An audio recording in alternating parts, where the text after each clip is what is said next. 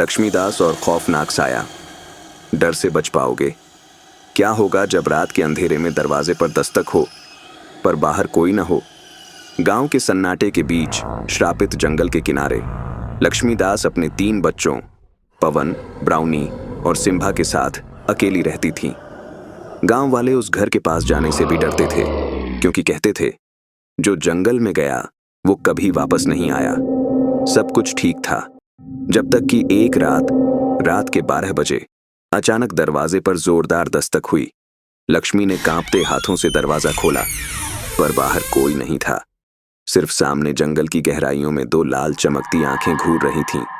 उसी रात ब्राउनी गायब हो गई। ब्राउनी की रहस्यमयी वापसी सुबह तक कोई सुराग नहीं मिला, लेकिन अगली रात दरवाजा अपने आप खुल गया और ब्राउनी वापस आ गई। पर कुछ अजीब था, उसकी आंखें सफेद हो चुकी थीं।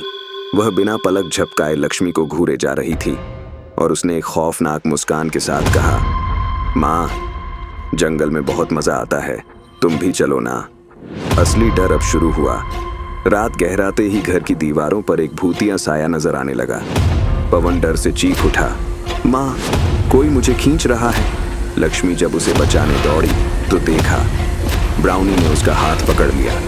उसकी आवाज बिल्कुल बदल चुकी थी। जाने दो माँ, अब हमें भी जंगल बुला रहा है। भूतिया जंगल का खौफनाक अंत। लक्ष्मी घबराकर तीनों बच्चों को लेकर गांव भागने लगी, पर जब वह मुड़ी तो देखा गांव ही गायब हो चुका था। अब उसके चारों तरफ सिर्फ घना जंगल था और दूर दूर तक लाल चमकती आंखें दिख रही थीं।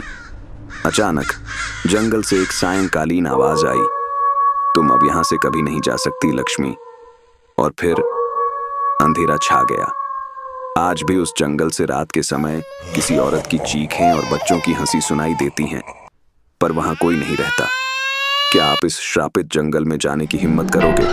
अगर हाँ, तो याद रखना, वहां से कभी कोई लौट कर नहीं आया।